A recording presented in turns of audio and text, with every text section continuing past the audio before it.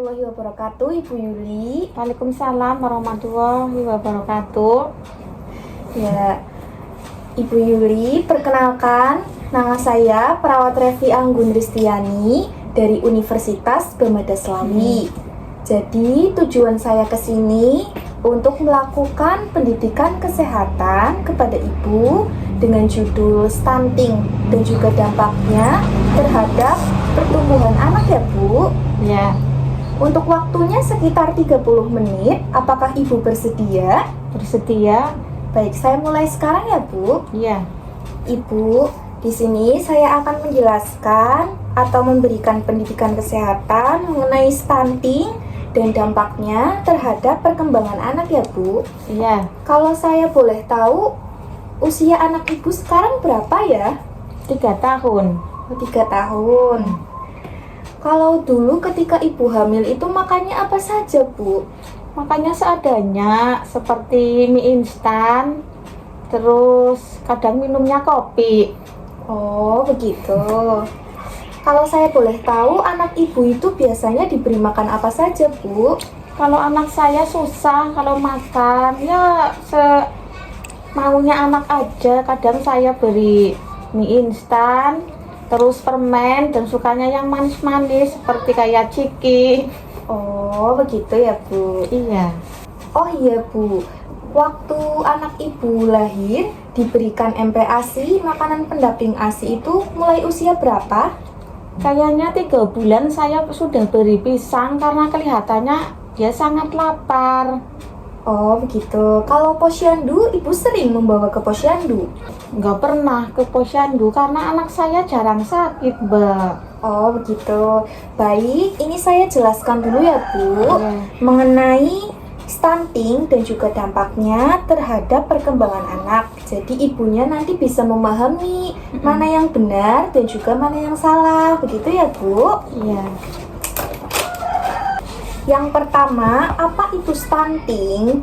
Jadi, stunting itu gagal tumbuh pada anak yang terjadi pada 1000 hari pertama kehidupan anak yang menyebabkan anaknya itu tumbuhnya itu pendek. Tidak seperti anak usianya ya Bu. Iya. Jadi anak pendek itu bukannya normal. Seperti yang tadi Ibu jelaskan, anak yang pendek dan tidak sesuai dengan usianya itu merupakan salah satu ciri-ciri dari anak terkena stunting. Ibu bisa lihat gambar ini perbedaannya. Ini anak yang sehat ya Bu. Iya. Tinggi badannya normal, sesuai dengan usianya pada usia 3 tahun seperti ini. Tetapi bisa dilihat pada gambar yang sebelah sini, ini anaknya itu pendek, kerdil, kurus. Ini salah satu tanda dari anak yang terkena stunting seperti itu. Nah, stunting itu bisa dibedakan menjadi 3 ya Bu. Ada stunting ringan, stunting sedang, dan juga stunting berat. Kalau stunting yang ringan, itu gejala yang timbul itu masih bisa diperbaiki dengan cepat. Dan juga ini memiliki dampaknya itu belum terlalu signifikan. Tetapi berbeda ketika anak itu mengalami stunting sedang. Stunting sedang itu dampaknya itu lebih parah lagi dibandingkan stunting yang ringan. Apalagi stunting yang berat. Kalau stunting yang berat itu lebih susah untuk ditangani atau sudah terlambat seperti itu. Tapi masih bisa ditangani. Dampaknya juga lebih signifikan ya Bu kalau yang stunting berat ini. Saya lanjut ya. Iya. Selanjutnya ini kenapa sih stunting itu bisa terjadi? Banyak ya Bu faktornya yang menyebabkan anak itu terkena stunting. Yang pertama, kekurangan zat gizi. Kekurangan zat gizi ini diperoleh saat masa kehamilan juga bisa, atau saat anaknya itu lahir. Kalau misalkan saat kehamilan, ibunya kan tadi menjelaskan, ibunya itu memiliki kebiasaan memakan makanan instan seperti mie instan dan juga Kopi itu kan bagi ibu hamil tidak ada gizinya ya Bu.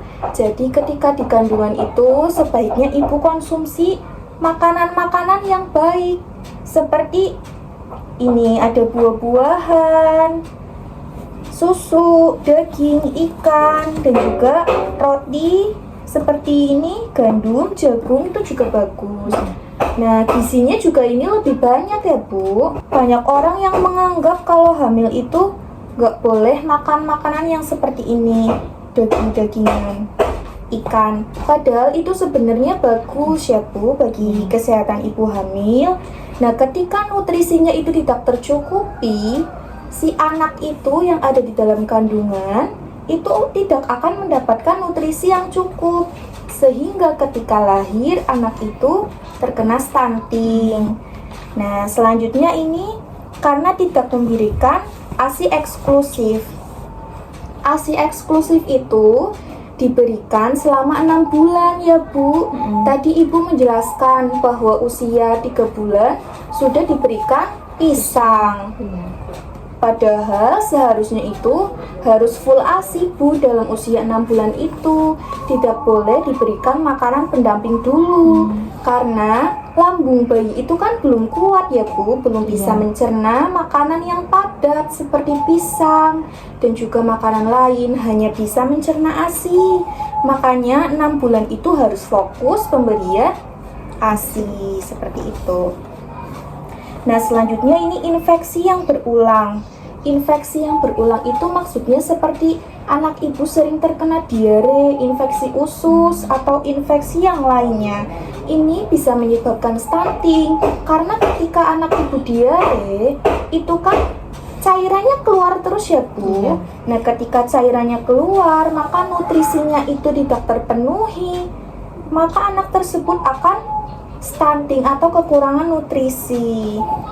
Selanjutnya ini ada akses air dan sanitasi lingkungan yang buruk.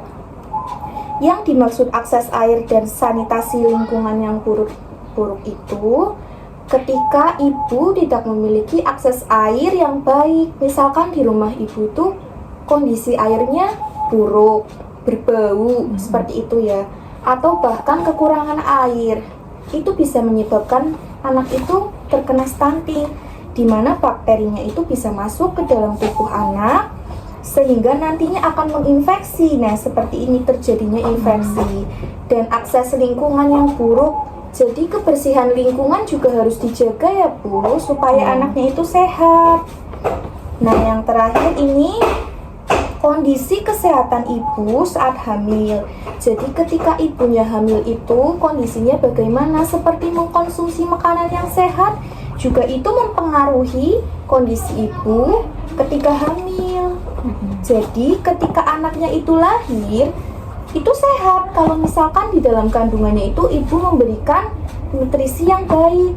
Tapi kalau kekurangan nutrisi, maka anak yang lahir juga akan stunting nantinya. Seperti itu ya Bu. Saya lanjut ya. Baik Ibu, di sini ada tanda dan gejala yang muncul ketika anak itu terkena stunting. Jadi jangan dianggap sepele ya Bu ketika ada tanda dan gejala ini yang muncul. Nah, yang pertama ada tanda dulu. Tanda itu yang bisa dilihat secara kasat mata pada kondisi anaknya. Nah, yang pertama itu tinggi badan di bawah normal. Yang dimaksud tinggi badan di bawah normal itu dimana seharusnya pada usia 3 tahun seperti anak ibu itu seharusnya sudah terjadi pertumbuhan tulang. Tetapi pada anak ibu terjadi keterlambatan pertumbuhan ya Bu, sehingga tinggi badannya itu tidak sesuai dengan usianya. Seperti itu. Selanjutnya ada berat badan tidak sesuai dengan usia. Ini juga menjadi tanda yang biasanya muncul kalau anak itu terkena stunting ya Bu. Berat badannya itu biasanya tidak naik atau bahkan terus-menerus turun seperti itu. Karena apa? Karena anak itu tidak tercukupi nutrisinya sehingga makanan yang seharusnya dijadikan sebagai sumber energi untuk tumbuh dan berkembang itu tidak terpenuhi, sehingga berat badan, tinggi badan anak itu tidak naik tinggi badannya, berat badannya juga bahkan menurun. Nah, tanda yang ketiga itu ada penampilan kurus dan kerdil. Nah, itu karena nutrisinya dari bayi hingga 3 tahun itu tidak terpenuhi. Makanya anak itu terlihat kurus, kerdil.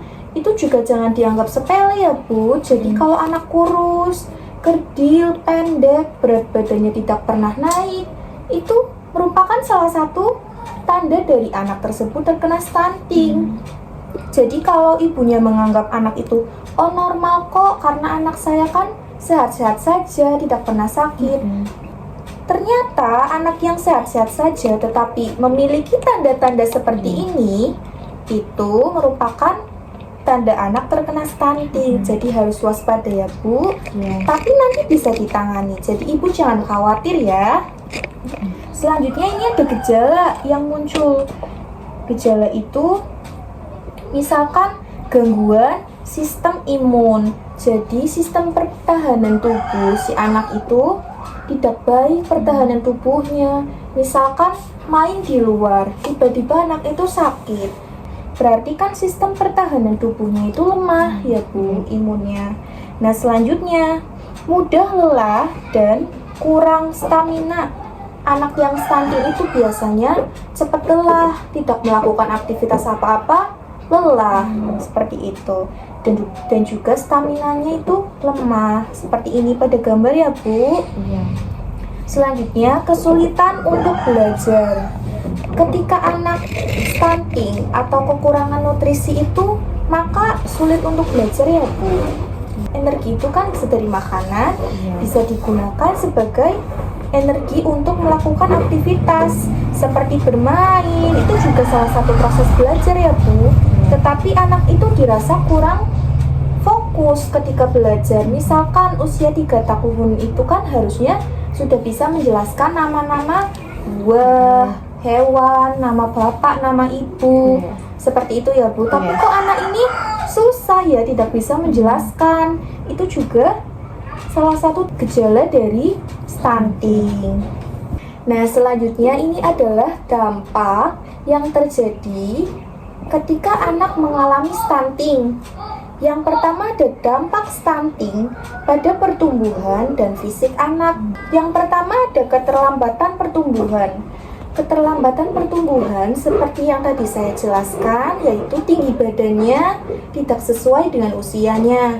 Yang seharusnya usia 3 tahun itu sudah terjadi pertumbuhan dan perkembangan tinggi badan, berat badan, tetapi si anak tersebut mengalami keterlambatan sehingga tinggi badannya itu tidak sesuai. Nah, dampak yang kedua itu ada perkembangan otak dan sistem saraf anak itu terganggu ya, Bu.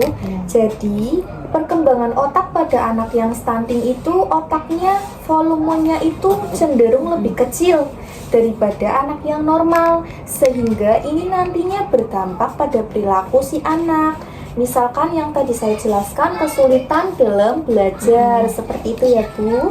Nah, dampak yang ketiga adalah gangguan hormon pertumbuhan, di mana hormon ini adalah salah satu yang membantu proses pertumbuhan anak.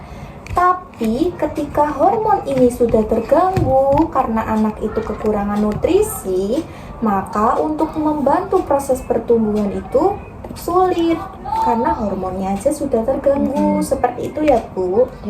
Nah, selanjutnya ada dampak stunting pada kesehatan, pendidikan, dan produktivitas di masa depan. Nah, jadi dampaknya itu yang pertama ini kerentanan terhadap penyakit infeksi.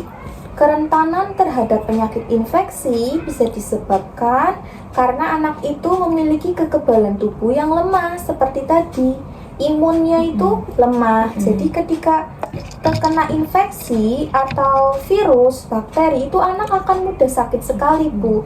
Padahal imun itu kan seharusnya untuk melawan supaya anak itu tidak mudah sakit. Seperti itu. Selanjutnya ini anak kesulitan belajar dan menghambat kecerdasan. Ketika anak itu memiliki volume otak yang kecil, sistem saraf yang di otak juga sudah terganggu karena stunting, itu akan berdampak pada kecerdasan anak di masa depan.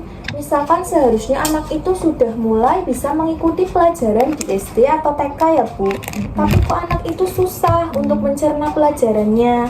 Itu merupakan salah satu dampak yang terjadi pada kecerdasan anak. Selanjutnya ada kekuatan otot terhambat. Seharusnya otot anak itu kan kuat kalau anak yang normal seperti itu ya Bu. Tapi kalau anaknya itu stunting, ototnya itu cenderung lemah, tidak mampu mengangkat benda-benda yang lumayan berat seperti itu ya. Ini ototnya lemah, untuk menggerakkan juga susah, untuk bergerak juga susah. Nah, selanjutnya ini cara mencegahnya. Apakah stunting itu bisa dicegah? Bisa ya Bu, stunting itu bisa dicegah. Yang pertama dengan cara memenuhi nutrisi selama kehamilan. Jadi ketika hamil itu nutrisinya harus dipenuhi ya Bu, karena pasokan nutrisi bayi itu didapat dari ibu. Apa yang dikonsumsi ibu itu akan masuk dikonsumsi oleh si bayi. Jadi itu bisa menentukan kesehatan bayi ketika lahir. Nutrisi yang bisa dimakan seperti buah-buahan, makanan-makanan sehat, tinggi protein, vitamin, itu sangat baik dikonsumsi. Terutama ikan itu baik, telur seperti itu. Juga konsumsi susu saat kehamilan dan juga vitamin yang diberikan oleh dokter, bidan itu juga harus diminum seperti itu. Selanjutnya, penuhi nutrisi si kecil dengan optimal. Ketika anak usia 3 bulan, itu seharusnya tidak boleh diberikan MPASI dulu Bu. Harus diberikan full ASI eksklusif selama 6 bulan. Baru ketika 6 bulan lebih bisa diberikan nutrisi seperti sayur-sayuran. Makanan pendamping ASINya itu seperti sayur-sayuran, wortel seperti itu ya. Bisa dikreasikan dengan berbagai makanan yang lain. Tapi teksturnya tidak boleh terlalu padat ya Bu, harus lembut seperti itu sehingga mudah untuk dicerna. Yang ketiga, berikan ASI eksklusif selama 6 bulan. Ketika lahirnya itu berat badannya kurang, ini harus fokus diberikan ASI seperti itu ya Bu. Selanjutnya ada pantau pertumbuhan dan perkembangan anak. Pertumbuhan dan perkembangan anak ini bisa ibu pantau mandiri atau lewat posyandu atau ibu memeriksakan lewat dokter seperti itu. Jika dirasa ada tanda-tanda yang janggal, misalkan tinggi badan dan berat badannya itu tidak sesuai, ibu bisa langsung menanganinya. Jadi tidak terjadi keterlambatan. Nah, selanjutnya ada mempraktikkan kebersihan yang benar. Ini ibu bisa mulai mengajari anaknya untuk cuci tangan yang benar. Cuci tangan itu ada 6 langkah ya Bu. Yang pertama kita bisa menggosok seperti ini, 1, kemudian 2 di punggung tangan, ini 3 sebaliknya, 3, terus ini mengunci, 4, terus ini 5, terakhir seperti ini 6, seperti itu ya Bu. Cuci tangan 6 langkah. Dan juga ini membersihkan atau mencuci terlebih dahulu makanan yang hendak dikonsumsi, contohnya sayuran, buah-buahan, itu bisa dicuci dulu ketika mau dikasih ke anak. Jadi sudah bersih, terhindar dari bakteri. Nah, selanjutnya ini adalah cara mengatasi stunting ya Bu. Kalau tadi itu cara mencegahnya, kalau ini cara mengatasinya. Yang pertama, bisa memperbaiki gizi anak. Misalkan diberikan sepertiga buah-buahan, sayuran, sepertiga karbohidrat seperti nasi dan juga protein seperti daging, ikan, dan sumber protein lainnya. Yang pertama ini ada protein. Protein yang bisa diberikan misalkan daging sapi, daging ayam, ikan, keju itu juga boleh. Dan juga ini ada telur juga boleh ya Bu. Untuk karbohidratnya itu bisa nasi, roti, ubi, jagung itu boleh dikonsumsi. Untuk lemaknya ini bisa didapat dari alpukat, coklat, keju seperti itu. Nah, untuk vitaminnya ini juga paling penting untuk mendukung pertumbuhan anak. Vitaminnya bisa didapat dari buah-buahan ya Bu. Bisa dilihat di sini ada anggur, apel, jeruk, nanas, pir seperti itu. Nah, selanjutnya lakukan imunisasi rutin. Imunisasi ini sangat diperlukan untuk mencegah anak-anak itu terkena infeksi atau penyakit yang berbahaya. Jadi ibunya bisa rutin membawa anak itu ke posyandu untuk diberikan imunisasi lengkap. Seperti itu ya Bu.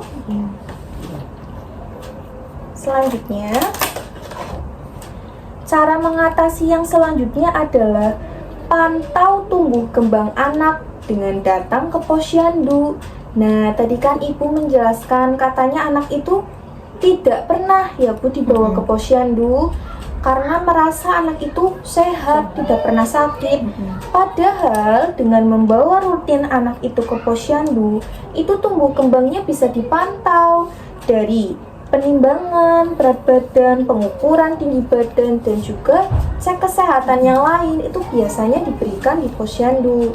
Nah, ketika tidak datang ke posyandu, itu kan ibunya akan sulit memantau pertumbuhannya seperti itu. Jadi mulai sekarang harus rutin ya Bu membawa anaknya ke posyandu. Iya. Selanjutnya adalah perbaiki akses air bersih dan lingkungan tempat tinggal. Seperti yang tadi saya jelaskan, air bersih itu perannya sangat penting sekali untuk mendukung si anak supaya tidak mengalami stunting. Dengan air yang bersih dan sanitasi yang bagus, lingkungannya bagus, itu anaknya insya Allah akan sehat. Selanjutnya, perbaiki stunting sebelum usia 2 tahun. Nah, karena anak ibu sudah 3 tahun, itu belum terlambat juga ya Bu, termasuknya masih bisa diatasi. Tapi ini lebih baik stunting itu dicegah sebelum usia 2 tahun. Jadi dari usia 1 tahun itu sudah ditangani, diberikan ASI, diberikan nutrisi. Tapi karena anak ibu sudah 3 tahun, itu bisa dipantau dengan pemberian nutrisi seperti makanan-makanan yang sehat yang seperti tadi saya jelaskan. Seperti itu ya Bu, itu masih bisa ditangani. Baik Ibu, dari penjelasan yang tadi saya jelaskan mengenai stunting dan dampaknya terhadap perkembangan anak, apakah Ibu ada yang ingin ditanyakan? Jadi anak saya usia 3 tahun dapat diatasi untuk pencegahan stunting, Mbak? Bisa Ibu, walaupun memang lebih baik pada usia 2 tahun, tapi anak Ibu masih bisa diatasi pada usia 3 tahun. Cara-caranya seperti yang tadi saya jelaskan, memberikan nutrisi yang lengkap ya Bu, jangan diberikan makanan yang instan lagi, bisa dikurangi, seperti diberikan protein, karbohidrat, buah-buahan, vitamin, itu untuk mendukung pertumbuhan anaknya.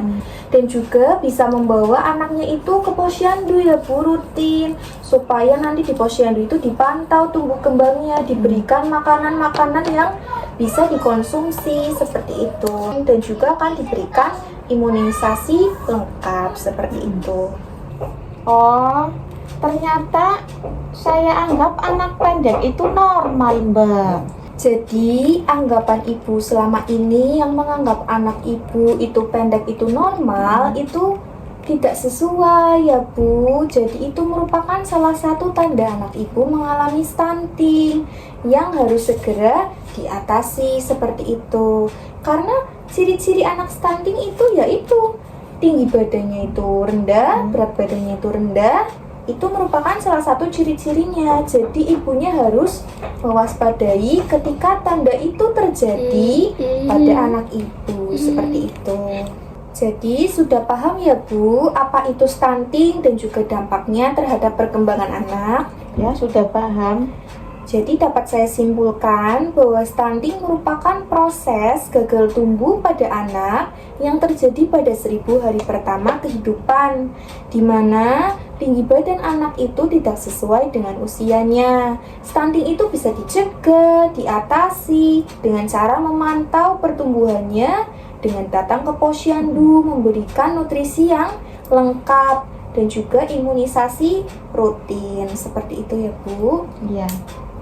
Baik Ibu, selanjutnya saya izin bertanya ya Bu, berdasarkan penjelasan yang tadi sudah saya berikan kepada Ibu, Ibu bisa menjelaskan kembali apa itu stunting? Stunting adalah kondisi gagal tumbuh pada anak balita akibat dari kekurangan gizi kronis sehingga anak terlalu pendek untuk usianya. Iya, betul sekali ya Bu. Berarti Ibu sudah paham mengenai pengertian stunting. Selanjutnya, Ibu bisa disebutkan faktor apa saja yang menyebabkan anak itu stunting? Kekurangan zat gizi, tidak memberikan ASI, infeksi berulang, akses air dan sanitasi lingkungan yang buruk, kondisi kesehatan ibu saat hamil. Iya, betul. Berarti ibunya sudah paham ya Bu mengenai faktor yang menyebabkan anak itu stunting. Pertanyaan selanjutnya, Ibu bisa disebutkan tanda dan gejala stunting? Tinggi badan di bawah normal, berat badan tidak sesuai usia, penampilan kurus dan kerdil, gangguan sistem imun, mudah lelah dan kurang stamina, kesulitan belajar. Iya, betul ya Bu. Berarti Ibu sudah memahami tanda dan juga gejala anak itu mengalami stunting. Pertanyaan selanjutnya, sebutkan dampak apa saja yang terjadi pada anak stunting. Keterlambatan pertumbuhan, perkembangan otak dan sistem saraf terganggu, gangguan hormon, pertumbuhan, kerentanan terhadap penyakit infeksi, anak kesulitan belajar dan menghambat kecerdasan, kekuatan otot terhambat. Iya, betul ya Bu. Pertanyaan selanjutnya, sebutkan cara mencegah stunting. Penuhi nutrisi selama kehamilan, penuhi nutrisi si kecil dengan optimal, berikan ASI eksklusif selama 6 bulan, pantau pertumbuhan dan perkembangan anak, praktikkan kebersihan dengan benar. Ya, sudah sesuai ya Bu. Berarti Ibu sudah memahami cara mencegah stunting. Selanjutnya bisa disebutkan cara mengatasi stunting. Perbaiki gizi anak, lakukan imunisasi rutin, pantau tumbuh kembang anak, datang ke posyandu, perbaiki akses air bersih dan lingkungan tempat tinggal, perbaiki stunting sebelum usia 2 tahun. Iya, betul ya Bu. Berarti Ibu sudah memahami dan mampu menyebutkan cara mengatasi stunting. Baik Ibu, tadi saya sudah memberikan pertanyaan dan Ibu mampu menjelaskan kembali dan menyebutkan kembali dengan baik dan benar. Itu artinya Ibu sudah memahami ya Bu apa yang tadi saya sampaikan mengenai stunting dan juga dampaknya terhadap perkembangan anak. Apakah ada yang ingin ditanyakan lagi Bu? Nggak ada. Sudah paham ya? Ya, sudah. Nah, ini saya ada leaflet. Nanti Ibu bisa baca kembali. Ini isinya mengenai materi yang tadi saya sampaikan. Ini lengkap di sini ya, Bu. Kalau Ibu ada yang lupa, bisa dilihat di leaflet ini. Disimpan dengan baik ya, Bu. Iya. Baik. Karena waktunya sudah selesai, saya pamit terlebih dahulu ya, Bu. Terima kasih atas waktunya. Wassalamualaikum warahmatullahi wabarakatuh. Waalaikumsalam warahmatullahi wabarakatuh.